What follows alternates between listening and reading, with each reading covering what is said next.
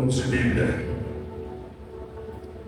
Primeira carta de Paulo à igreja que está em Corinto, o seu versículo de número 12. Diz assim o texto sagrado: Ora, se vos é pregado que Cristo ressuscitou dentre os mortos, como dizem alguns dentre vós que não há ressurreição de mortos. E se não há ressurreição de mortos, também Cristo não ressuscitou.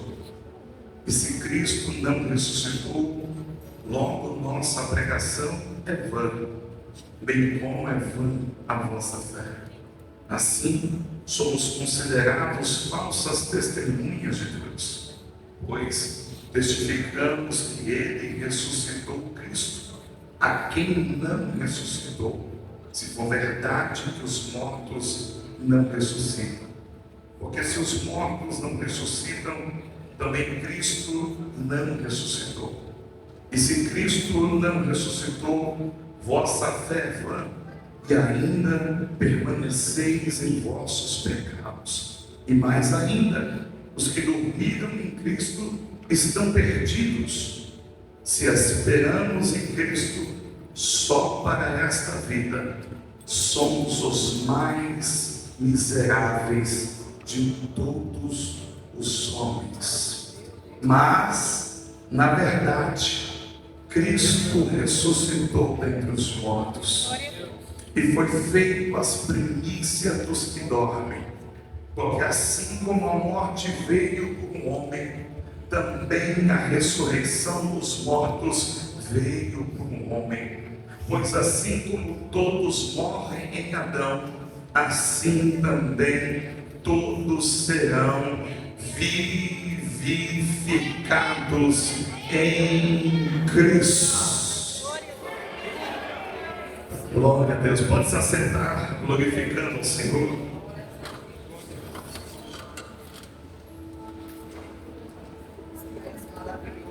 Amados e queridos irmãos, o texto é autoexplicativo.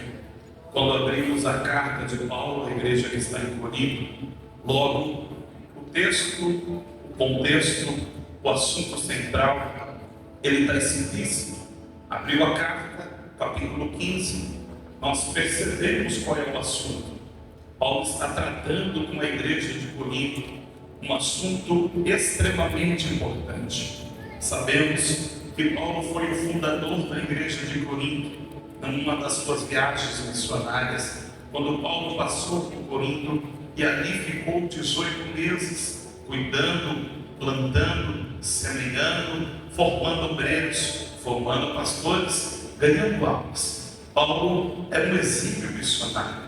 Paulo viajava de Ponta do Oiapoque a Chuí sem reclamar, sem boa condução. Não tinha um meio de transporte bom e rápido como o de hoje, mas a alegria dentro de Paulo de fazer a obra. Ele enfrentava qualquer desafio para que o Evangelho chegasse até os gentios. Paulo foi levantado para esse propósito. Quando Deus o vocacionou, Deus deixou bem claro: você vai padecer pelo meu nome, você vai padecer pelo meu Evangelho.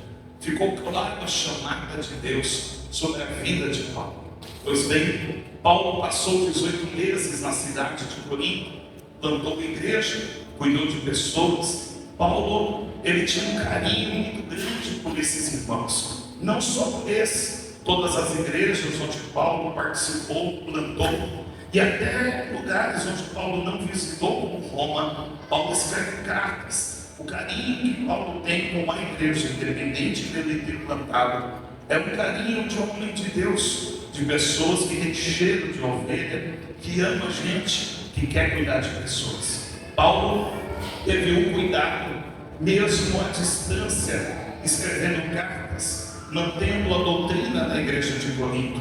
Corinto era uma igreja pulsante, cheia dos dons espirituais. Os teólogos chegaram à conclusão que a igreja que teve todos os dons, sem nenhuma exceção, foi a igreja de Corinto. A igreja de Corinto era mais ou menos uma visão do altar. Um tinha língua estranha, outro tinha interpretação.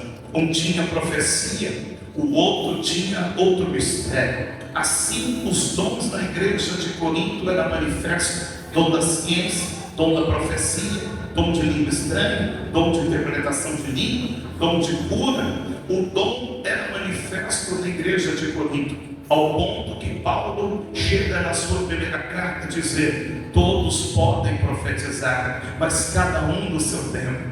O povo era tão cheio de Deus, pastor Lázaro, que todos queriam falar, todos tão cheios, transbordantes de Deus, que todos queriam colocar para fora aquilo que não era deles, mas era manifesto através do dom. O dom era manifesto em Corinto, mas não é porque uma igreja cheia de Deus que ela não tem problemas pessoais. Essa igreja, no seu início, na ausência de Paulo, essa igreja se dividiu e começaram a dizer que em grupinhos, um grupinho que era de Pedro, grupinho que era de Paulo, grupinho que era de Apolo. Cada grupinho gostava só daquele específico pastor ou pregador. Aí vem Paulo, por meio da carta, sabendo do que está acontecendo em Corinto, dizendo: o que está acontecendo entre vocês? Por acaso vocês são carnais, dizendo entre vós: eu sou de Paulo, eu sou de Apolo, eu sou de Pedro, eu sou de Jesus? Por acaso está Paulo crucificado por vós? Por acaso foi Pedro crucificado por vós? Aí Paulo vai melhorar a frase, pastor Lázaro, dizendo: quem é Paulo? Quem é Apolo? Quem é Pedro? Senão cooperadores da obra de Deus. Eu plantei, Apolo regou, mas quem dá o crescimento ainda é Deus. Olha a humildade do pastor Paulo. Ele plantou a igreja, ele tem consciência disso, mas ele sabe que o crescimento não vem da força do braço, mas que o crescimento vem das mãos poderosas de Deus. A igreja de Corinto estava sendo muito bem instruída, até infiltrar alguns homens dentro da igreja, que começou a ensinar doutrinas que é contrário à fé de Paulo e o fundamento da igreja. Começaram a levantar em Corinto algumas teorias, algumas teologias que não levam a lugar nenhum, mas faz confusão na igreja. Teologia boa é teologia cristã, é teologia que nos leva a amar mais ainda Jesus. Mas lá em Corinto se levantou alguns teólogos dizendo que não há ressurreição de mortos, ensinando que mortos não tem como ressuscitar. Quando Paulo fica sabendo disso, Paulo fica muito furioso no bom sentido, porque Paulo foi um plantador de igreja e o fundamento da igreja sempre foi o mesmo: Jesus morreu, mas ao terceiro dia ele ressuscitou. Esse é o fundamento da igreja, pastor Joel. Se a gente tirar a ressurreição de Cristo do meio da igreja, acabou a igreja. Se tirarmos a ressurreição da teologia, acabou a teologia. Se tirarmos a ressurreição da boca do pregador, não tem pregação, é discurso, é coach, é treinamento, é qualquer coisa. Se tirarmos Cristo ressuscitado do louvor, pode chamar de canto, pode chamar de música, mas não dá para chamar de louvor, porque a base, o fundamento da igreja é: ele morreu, mas ao terceiro dia ele ressuscitou. Aí quando Paulo olha para a igreja de Corinto, que ele pagou preço para fazer nascer, passou 18 meses vendo aqueles irmãos se convertendo, e veio desviado, enviado de Satanás, dizendo que ninguém que morreu pode ressuscitar, apagando, anulando, passando uma borracha naquilo que foi feito na cruz do Calvário. Aí Paulo se movimenta, e Paulo não vai xingar, Paulo não vai murmurar, Paulo vai de Bíblia, Paulo vai de texto. Aí Paulo começa o capítulo 15 apresentando que ele não só ressuscitou, como temos testemunho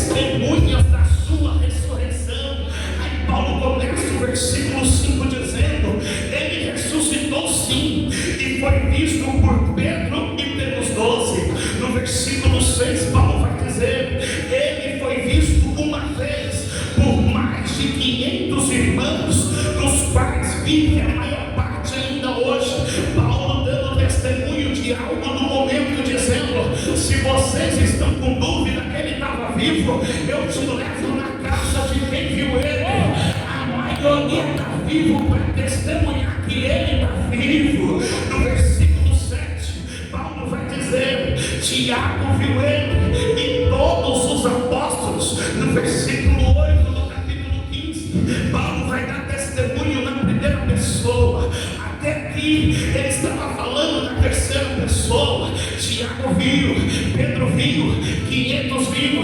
Mas agora no versículo 8 do capítulo 15, Paulo vai dar testemunho de si mesmo. Paulo vai dizer: por último de todos, apareceu também a mim como um abortivo.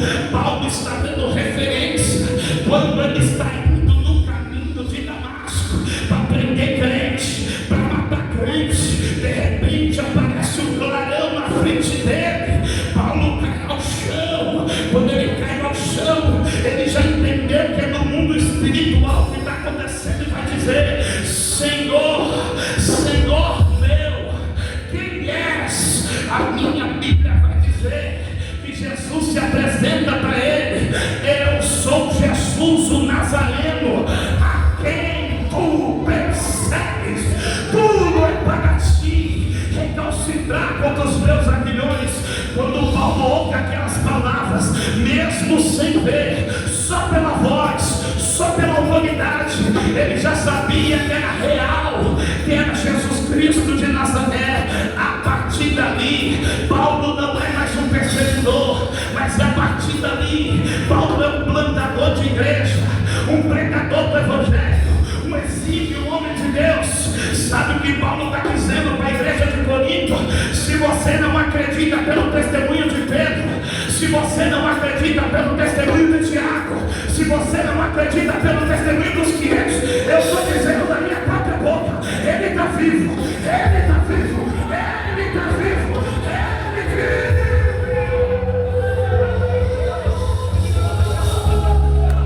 A minha Bíblia vai dizer que Jesus foi morto numa sexta-feira. No domingo de manhã, as mulheres vão para o sepulcro com o objetivo de cuidar do corpo. Quando elas chegam no sepulcro, a pedra está removida. Elas olham assustadas, chorando, atemorizadas. Meu Deus, sequestraram o corpo do nosso Senhor, levaram o nosso Senhor Jesus. Enquanto elas estão chorando, aparecem dois varões de branco. Os dois varões olham para elas e vai dizer: mulheres, a quem buscais aqui? Elas vão responder: o nosso Senhor Jesus, ele foi sepultado aqui, mas alguém sequestrou o corpo dele. Elas estão incrédulas, estão descrentes, a fé sumiu no coração. Sabe o que os dois varões vão dizer? Porque buscais aquele que vive no meio dos mortos. Ele não está mais aqui, ele ressuscitou. Vai lá e avisa aos seus irmãos que ele está vivo, ele está vivo. Lá vai as mulheres para a casa onde estão os discípulos. Quando chega na casa, eles estão de janela na porta, estão de janela trancada, com medo de Pilatos, com medo de Roma, com medo de ser preso, chicoteado e morto igual Jesus. Mas a minha Bíblia vai dizer que quando eles estão reunidos, ouvindo o que aquelas mulheres estão dizendo, ele está vivo, os dois varões de branco afirmou que ele ressuscitou. A minha Bíblia diz, pastor Washington, que nem deu tempo delas concluir o recado. Jesus apareceu dentro da casa, mas Jesus não entrou pela porta, Jesus não entrou pela janela, Jesus não bateu, não apertou a campainha. A minha Bíblia diz que Jesus passou pela parede. Quando Jesus passa pela parede, eles assustados olhando para a cara dele. Jesus diz: a paz seja convosco. Eles não dão a paz, estão assustados. Mas quando Jesus vê, eles estão incrédulos ainda, achando que é um fantasma. Jesus vai dizer: toque aqui na minha carne, toque aqui no meu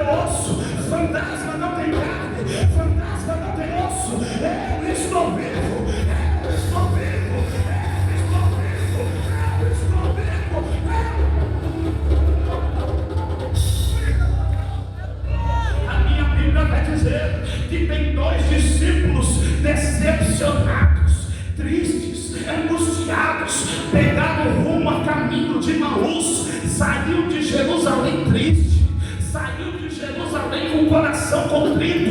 No caminho, pastor, estamos dois reclamando da vida. Eu achei que ele ia mudar o destino de Israel, eu achei que ele seria o Salvador, eu achei que ele ia redimir Israel. Coitado da gente, achando que era esse o enviado de Deus, o Messias, o Salvador. A minha Bíblia diz que enquanto eles estão caminhando, nasce uma terceira pessoa do lado deles e começa a caminhar. Essa terceira pessoa é Jesus Cristo de Nazaré, mas eles não estão vendo que é Jesus. Por que não estão vendo? Porque estão com a escama. Qual a escama?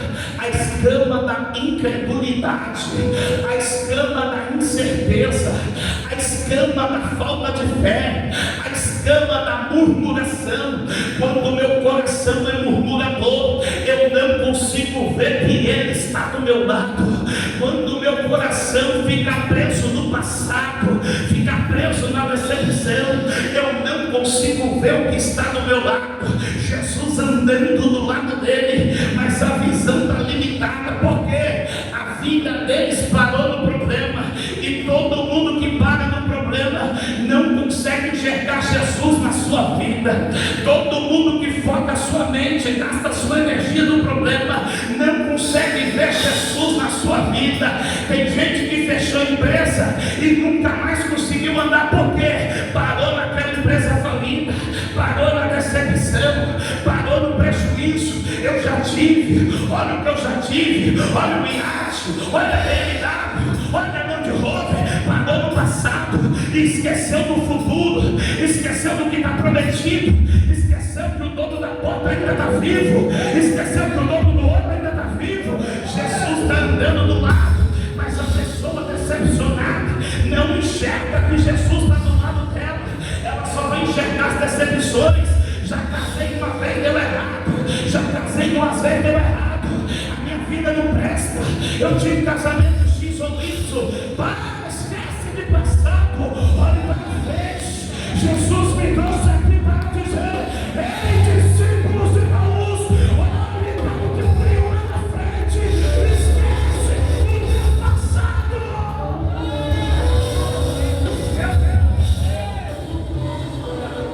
Jesus aparece do lado deles. Jesus começa a conversar com eles, e eles não percebem que é Jesus. Jesus pergunta: o que está acontecendo? Por que vocês estão reclamando tanto? Aí eles vão continuar, ao invés de mudar o foco, vai continuar falando do passado. Você não está sabendo o que aconteceu em Israel? Você não está sabendo o que houve em Israel? Por acaso és viajante aqui em Israel? Não sabe das coisas que estão acontecendo? Aí Jesus sabe tudo que acontece na nossa vida, sim ou não? Sim. Mas Ele quer que a gente põe para fora, só para Ele curar as nossas feridas. Jesus sabe tudo que nós estamos passando, mas Ele quer ouvir a sua boca em oração. Ele quer ouvir a sua boca em palavras. Só para Ele sarar essa terra, só para Ele sarar essas feridas, só para Ele sarar a tua vida, só para Ele sarar o teu ministério. Eu sei que tu veio ferido lá não sei aonde, tu veio ferido de outra igreja, lá te caluniaram, lá te feriram, teve falsidade, mas o Senhor está falando para alguém aqui: eu te trouxe a visão do altar, só para curar as tuas feridas, só para sanar as suas dores.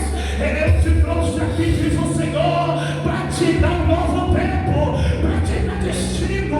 A tua vida não pode parar no passado, porque o que eu tenho contigo, diz o Senhor, é maior do que a tua decepção, é maior do que a breca, é maior do que a traição. O que Deus tem para você é coisa nova, é ministério novo, é comida nova, é roupa nova.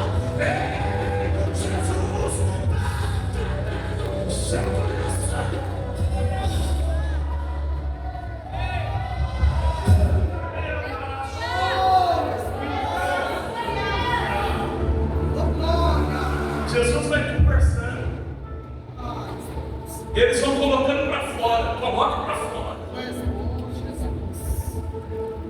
Porque conversar com quem não resolve é só dois murmuradores. Se eu juntar com um outro insatisfeito aqui, a igreja está chata. A igreja está chata. O pastor fica acendendo essas luzes. O pastor fica acendendo essas luzes. Toda hora não dá nem para descansar. Um murmurador com outro murmurador, vamos sair daqui. Glória! Porque nenhum dos dois tem poder de resolver o problema. Mas se eu sentar com quem resolve,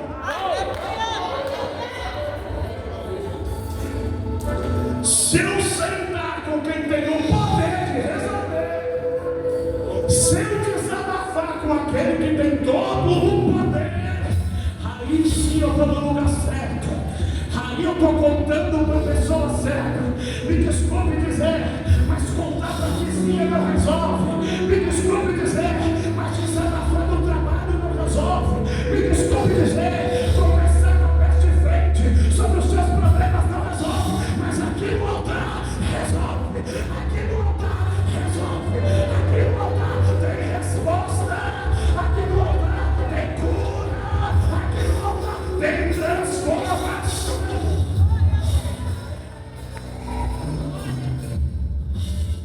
O que está acontecendo em Israel? Vocês não estão tristes? Mataram o nosso Senhor. Nós achávamos que Ele ia remir, salvar Israel. Eles vão andando, desabafando. E como é que Jesus vai curar a ferida deles? Bíblia. Jesus começa a falar do texto das promessas, que o Filho do Homem, Jesus chama eles de incrédulos. A murmuração é um passo da incredulidade. Quando o povo estava saindo do Egito, começaram a reclamar da comida que tinha no meio do caminho. E começa uma murmuração. Era escravo, agora está vivendo a dependência. E alguns estão dizendo: eu queria voltar para comer pepino e cebola. Mas o Senhor está dizendo para você: o sangue que eu verti naquela porta para te salvar não volta atrás. Eu vou repetir para ver se você entende. Jesus está dizendo: o sangue que eu derramei na cruz do Calvário para te salvar do Egito não volta atrás. Não vai comer pepino, não vai voltar a comer cebola. O que eu tenho para você é maná do céu. O que eu tenho para você é coisa profunda, é mistério. Não é para qualquer um, é só para os escolhidos, filhos de uma promessa.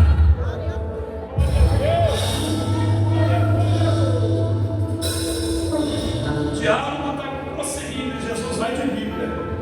Não está escrito que o Filho do Homem tinha que padecer, mas que ele havia de ressuscitar. Eles estão indo de Jerusalém para Emaús porque desistiram da caminhada. Eu tenho uma notícia muito triste para você, crente montanha-russa. Ora para aqui, ora para aqui, ora para aqui, ora para aqui. Doido do jeito que tu é, instável. Você não tem opção de voltar. Você não tem opção de desistir. Você não tem opção de parar. Eu amando isso.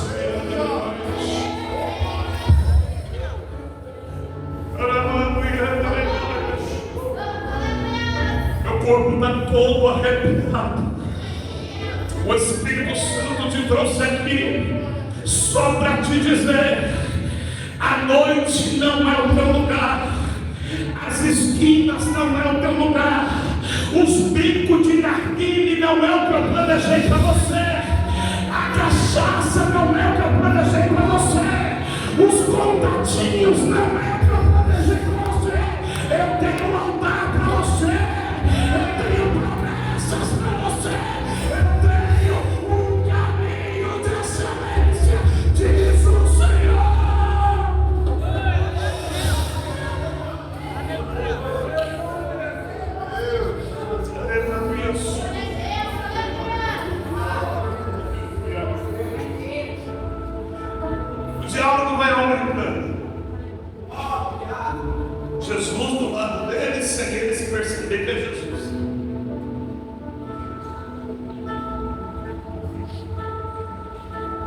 Quantos livramentos e a gente nem percebeu que ele estava lá.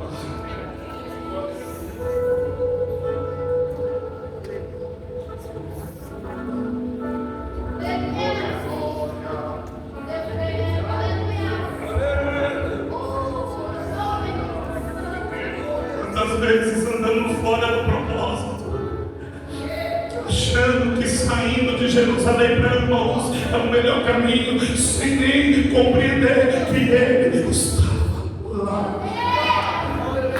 Na garupa de uma moto, no piloto de uma moto, andando por aí, sem entender que só está vivo porque ele estava lá. Eu estou aqui debaixo de uma autoridade para te dizer: o mesmo que te guardou, mesmo quando você está lá fora, é o mesmo que está te guardando agora que você está dentro. 2026 é o ano que a morte vai passar longe da tua casa, vai passar longe da tua família, porque Deus guardará a tua casa.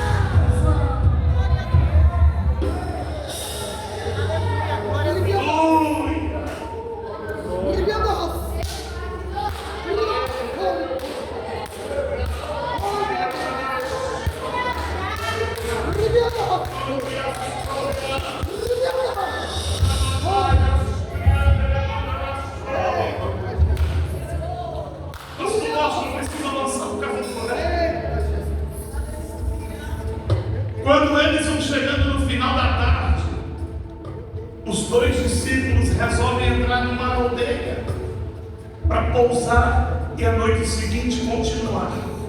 O propósito deles é continuar a caminho de Emmaus, porque eles ainda não perceberam quem é que está andando com eles.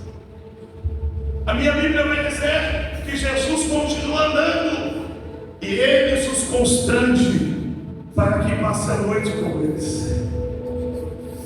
Jesus aceita o convite. Eles entram para dentro da aldeia para ceiar.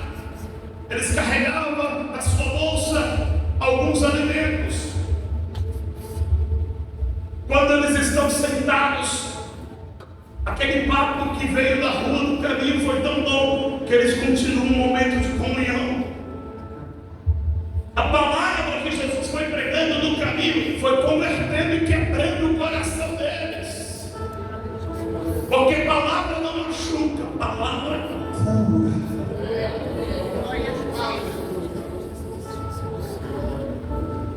Eles dão a honra para Jesus, para o viajante. Eles entregam o pão na mão daquele viajante. Eles entregam o quê? Eles entregam o quê? Eles entregam o pão na mão daquele viajante. Quando Jesus pega o pão, Jesus levanta o pão ao lado. A minha Bíblia diz que as escamas caíam nos olhos.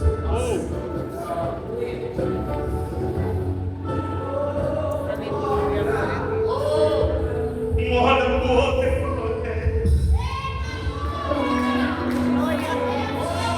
Jesus pega o pão, bate o pão para um, bate o pão para outro. Naquele momento eles falam: é Ele. Ele levantava o pão desse jeito e dava graças ao Pai. Só Ele partia o pão desse jeito. Quando as escamas caíram, eles começam a ver Jesus de outra forma. Aí Jesus sumiu do meio deles e os dois ficam olhando um para o outro dizendo: era Ele o tempo todo andando do nosso lado. Era a gente que estava cego, era a gente que não estava enxergando. Um falou para o outro: por acaso não ardia o vosso coração quando Ele falava conosco? Por acaso não ardia o vosso coração quando Ele falava conosco? Expunha as escrituras. Pois bem, nessa noite tem coração ardente.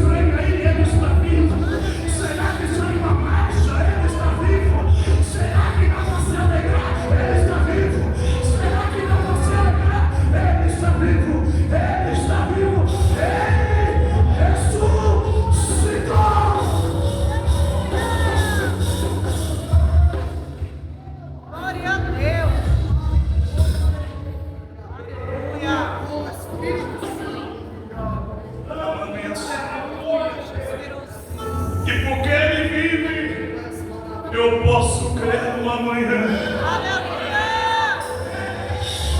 E porque Ele vive, eu posso acreditar que o Noia pode virar pregador. E porque Ele vive, eu posso acreditar que a depressão tem cura.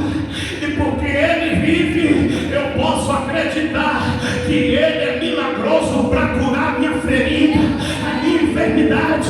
E porque Ele vive, eu posso crer que o ano de 2026, eu não sei como que vai ser, mas eu tenho certeza que a presença dEle vai estar em nosso meio, porque Ele vive.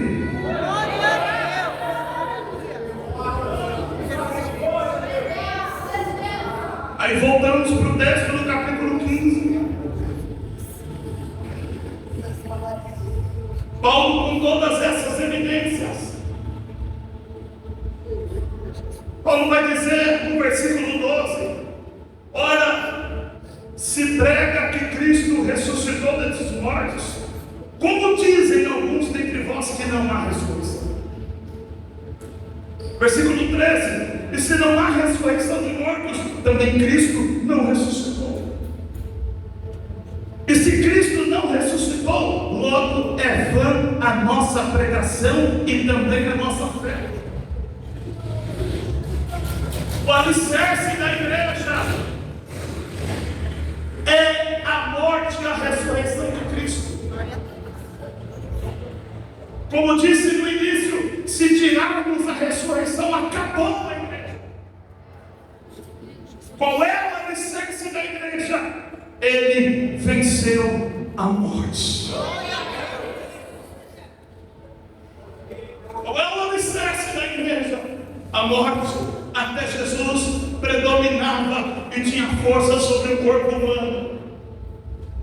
A morte, depois de Jesus, se tornou submissa ao dono da vida. Quando Jesus veio no corpo encarnado, como eu e você, Ele veio para ser a primícia, para ser o primeiro. Quando Jesus vai à cruz, morre, entrega o seu espírito, mas no domingo de manhã Ele ressuscita. Jesus está mandando um recado para a igreja: eu venci a morte, e vocês também vão vencer.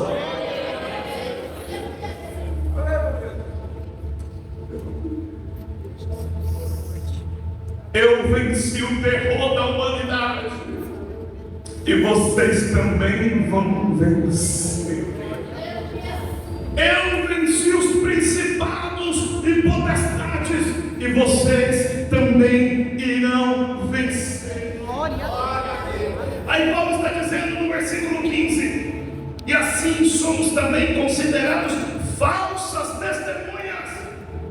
Porque se eu estou dizendo que eu estou na igreja porque Ele morreu e ressuscitou, e é tudo mentira, eu estou em falsidade. Se eu estou em falsidade, como que os meus pecados foram perdoados? Como é que eu serei salvo se Cristo não ressuscitou? Se a minha salvação depende dEle que venceu a morte, mas também me livrar da morte. Olha a construção teológica de Paulo. Perguntas que já têm a resposta. Mas ele precisa fazer essas perguntas retóricas para que quem está lendo em Corinto e você que está lendo aqui raciocine. Tem hora que a gente precisa parar de arrepio e trabalhar mais com razão. A razão da igreja não pode ser retirada. O reteté é bom e eu gosto, mas a igreja precisa entender o que está fazendo e por que está fazendo. Aí Paulo vai desconstruir no versículo 16, porque se os mortos não ressuscitam, também Cristo não ressuscitou. No 17, e se Cristo não ressuscitou, é vã a vossa fé e ainda permanecer em vossos pecados. No 18, e também os que dormiram em Cristo estão perdidos. 19. Se esperamos em Cristo só para esta vida, somos os mais miseráveis de todos os homens. Aí não sai glória, fica difícil. Essa parte é difícil. Aleluia. Olha o que Paulo vai trazer. Na época, se fosse hoje, Paulo ia endoidar. Na era forte, na era da prosperidade, que Deus tem que dar, que Deus tem que fazer, que a porta tem que abrir, que eu sou crente, eu tenho que ter o melhor carro, eu tenho que ter a melhor casa, porque eu sou crente. Se fosse hoje, Paulo endoidava. Alguns teólogos dizem que Paulo se mexe no túmulo, de tanta heresia bíblica nos altares. Aí Paulo está pregando: se esperamos em Cristo só nesta vida, somos os mais miseráveis de todos os homens. Sabe o que Paulo está dizendo? A igreja está caminhando para um lugar perigoso, onde só se prega das coisas daqui de baixo. A igreja brasileira está caminhando por um caminho perigoso, onde as reuniões é focada nas coisas daqui de baixo. Os membros estão se membrando pensando que aqui vão sair milionários, pensando que em Jesus é sobre o reino daqui de baixo. Pessoas estão se convencendo de Jesus, achando que Jesus é ter porta aberta, achando que Jesus é andar de Land Rover, achando que Jesus é andar de BMW, achando que Jesus é ter casa em condomínio. E se eu trabalhar e comprar não tem problema nenhum, se eu construir um império não tem problema nenhum, mas o altar não tem nada a ver com isso, porque servir a Jesus é paz, servir a Jesus é libertação, servir a Jesus é ter das coisas que aqui embaixo não pode comprar.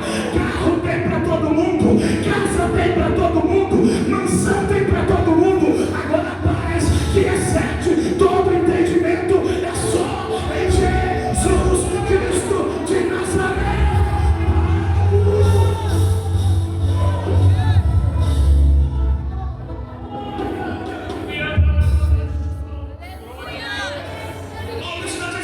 Se eu estou servindo a Deus pelo que tem aqui embaixo, eu sou o mais miserável de todos os homens. Se eu estou servindo a Deus pelo carro, pela empresa, pela prosperidade, eu sou o mais miserável de todos os homens. Mas Paulo está dizendo: mas aqueles que estão servindo a Deus para ter salvação, aqueles que estão servindo a Deus para ter mudança de vida, aqueles que estão servindo a Deus para ter paz, para ter alegria, para ter uma vida de tranquilidade, uma vida cheia do Espírito Santo, esses não serão desamparados.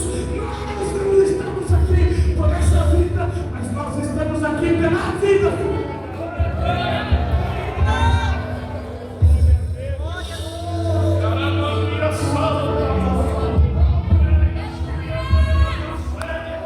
Se você quer enricar, vai jogar na Mega Sena. Se você quer enricar, vai jogar no empregado. Se você quer enricar, vai jogar na rifa.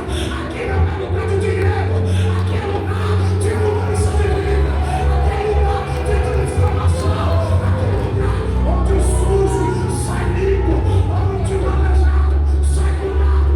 Aqui é o lugar onde o poder de Deus se revela, se revela.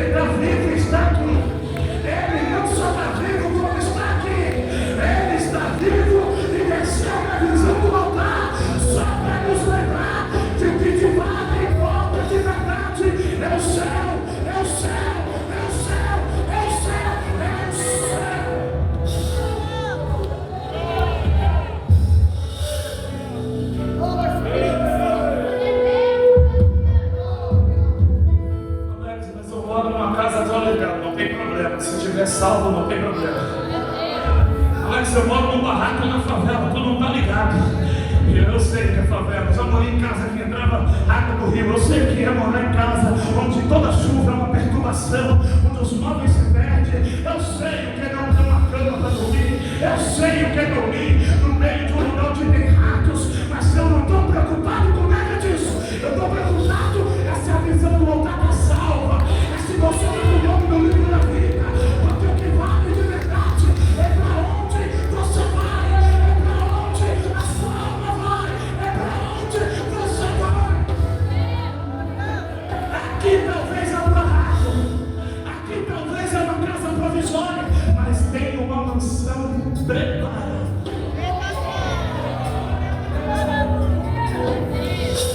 Aqui nós andamos nas ruas cheias de buraco de taquacetudo, mas lá as ruas são de ouro. Aqui nós temos que trancar o portão para o ladrão não entrar, mas lá não tem ladrão, porque o ladrão não sobe, o ladrão não entra. Aqui a gente tem depressão, a gente chora, a gente é triste, mas lá não tem choro, lá não é tristeza, lá é alegria, é louvor, é adoração, é glória, é glória. Certo, certo, certo, certo, certo, certo, certo, certo,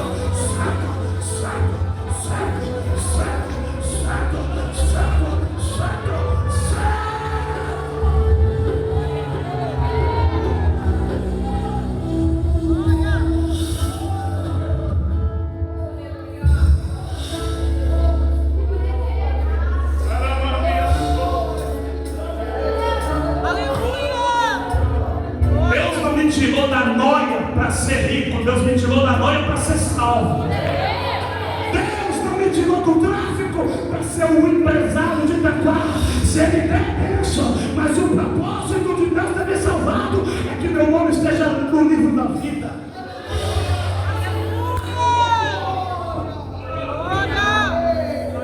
É bíblico. Eu sou empresário, tenho 3 empresas e olha o que eu estou pregando. Porque não é o que eu quero, é o que é. Se a minha empresa me desvia do propósito, feche a Jesus. Se ganhar mais dinheiro vai te tirar da salvação, não almeje.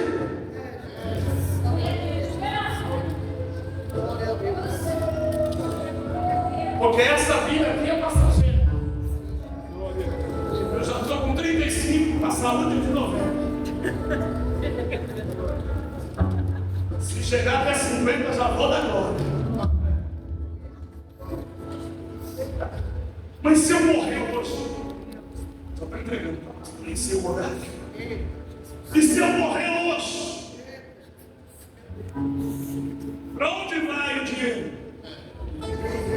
Para onde vai o carro? Para onde vai o patrimônio? Para onde vai as empresas, CNPJ?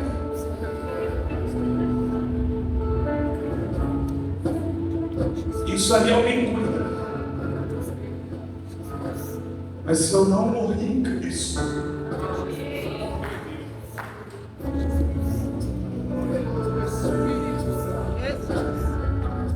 mas se eu morrer no adultério, mas se eu morrer na pornografia, mas se eu morrer na fornicação, mas se eu morrer tomando vinho escondido da igreja, ninguém sabe. Mas se eu morrer fumando um cigarrinho sem ninguém saber, ninguém sabe. Mas se eu morrer embrulhado nos meus pecados, a morte vai ser sepultada no corpo aqui. Mas depois que o corpo desce aqui, alguém tem que dar conta da alma e do Espírito. E o Espírito Santo está dizendo como está a sua alma, como está o teu Espírito. Esquece a prata, esquece o ouro, esquece a porta. 2026 vai ser sensacional se Jesus estiver na sua vida. 2026 vai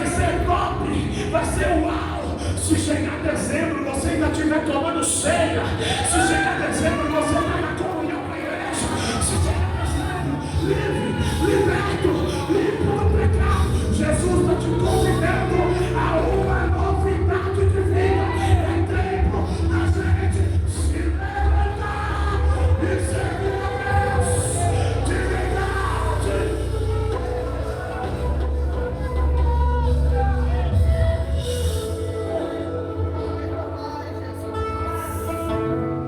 Outros sim. Eu posso não morrer, mas ele pode me santificar.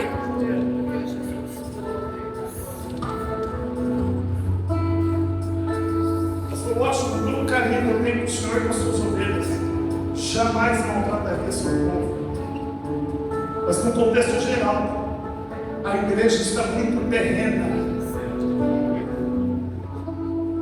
A igreja está muito preocupada no seu próprio nível terreno.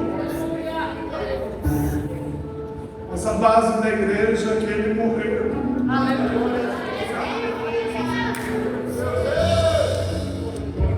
E ao terceiro dia ele ressuscitou. Quando ele estava subindo aos céus, 2 anjos disse: varões israelitas, não vos assombreis, porque da mesma forma que ele está subindo, ele voltará. 1 Tessalonicenses 4,16, porque o mesmo Senhor descerá do céu com alarido, com voz de arcanjo e com trombeta de Deus, e os que morreram em Cristo ressuscitarão primeiro. Depois nós, os que ficarmos vivos, seremos